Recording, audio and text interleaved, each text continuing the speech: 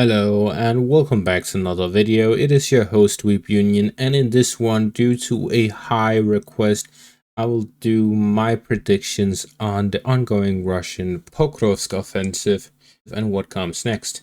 So we see in the Pokrovsk section of the front line, there is a clear objective of the Russian operation, and that is the control over Pokrovsk in the west, Selidove in the southwest, Kudahove in the south, and the intersection between Pokrovsk and Konstantinivka in the north. These are the four targets of the Russians in the current and ongoing offensive here in the Pokrovsk section of the front line.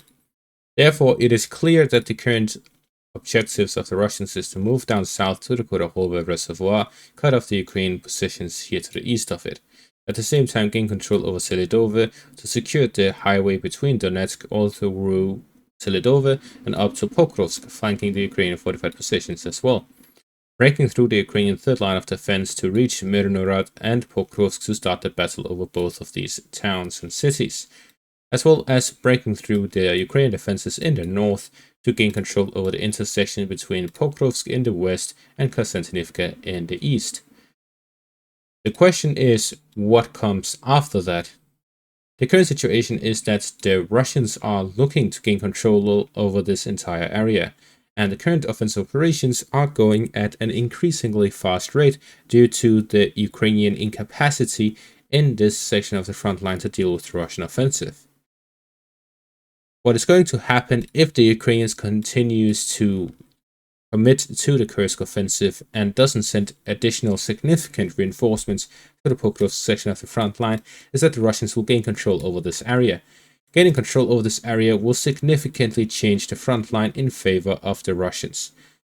The one main reason is that the Ukrainian main supply route in the section of the front line, Pokrovsk, which connects the entirety of the Donetsk region with Dnipro and Zaporizhzhia in the west, will significantly decrease the Ukrainian ability to commit to offensive and defensive operations in the Donetsk region. At the same time, the Russian commitment to securing this road between Donetsk and Pokrovsk will significantly improve the Russian supplies in this section of the front line.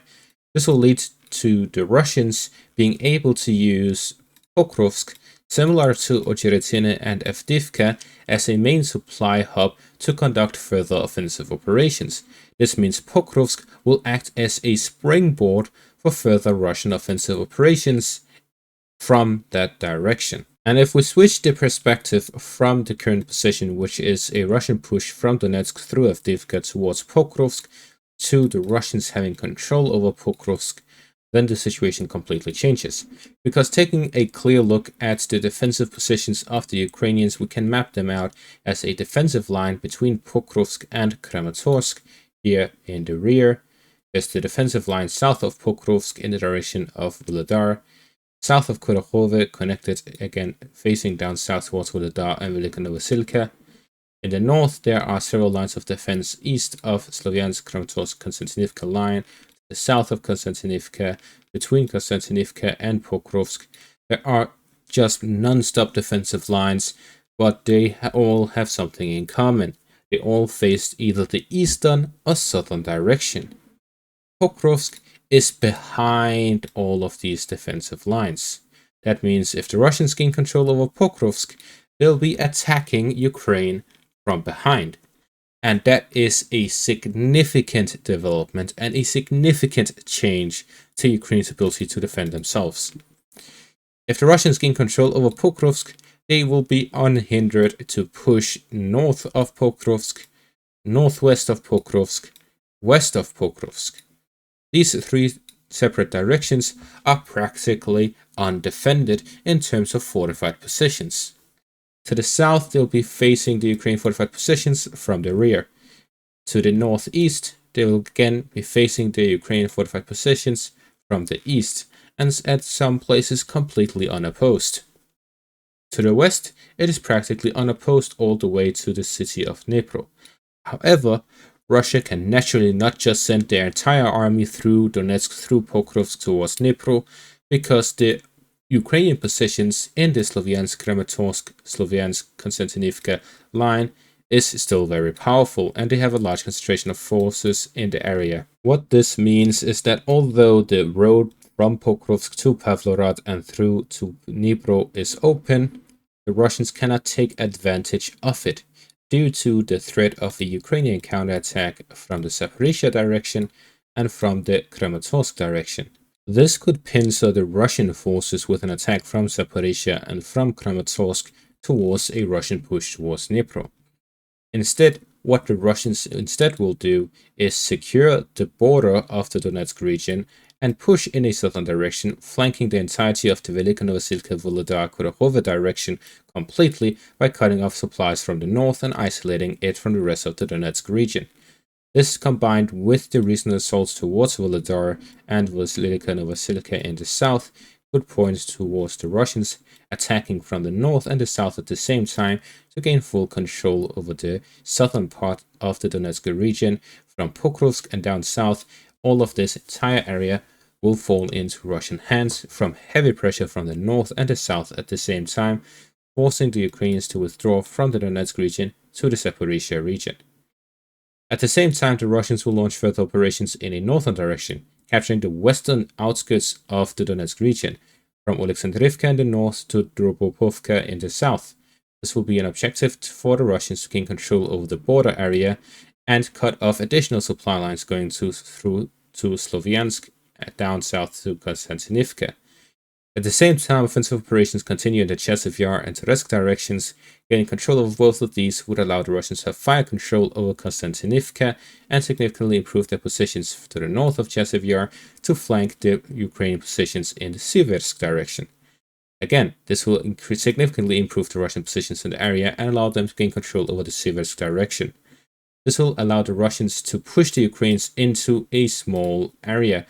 There will be one road in and out of the Donetsk region, which is from the Izium direction here north Barvinkove towards Sloviansk, and that is the only entrance and exit in and out of the Donetsk region.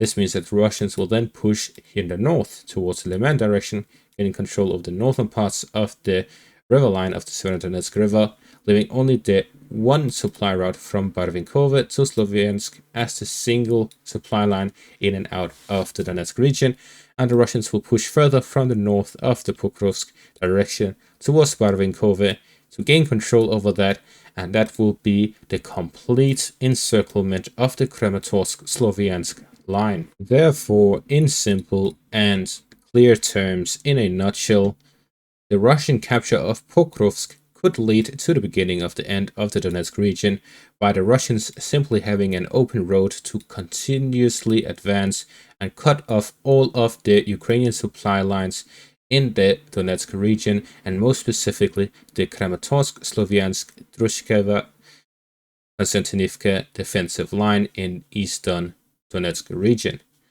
This also means that the Russians will start and intensify offensive operations in the north, in the Kupiansk direction and Liman directions. Therefore, I predict that the fall of Pokrovsk could lead to the Russians gaining full control over the Donetsk region, and gaining full control over the Donetsk region will lead to the Russians being able to flank Kharkiv by advancing in the direction of Poltava, completely bypassing the city, in the direction of Pavlograd and Dnipro, completely bypassing the Zaporizhia front, and leading to the Russians launching a new offensive operation to capture the Dnieper River instead of capturing simply the Donbass region. And will also lead to the Russians gaining control over some of their war goals. All of this significantly sped up because the Ukrainians believed that their Kursk offensive was extremely important and could completely switch the war into their favor.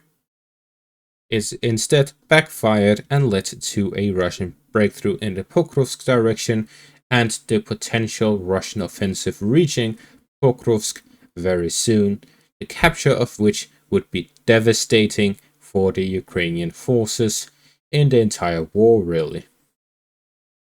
So this is my prediction for the Eastern Front and why Pokrovsk is extremely important for the course of the war.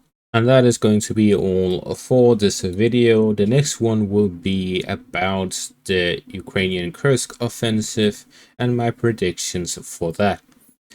That's going to be all for this update. Thank you all for watching. Make sure to leave a like, subscribe, and check out my Patreon and YouTube membership for additional content. Thank you all for watching and have a great day.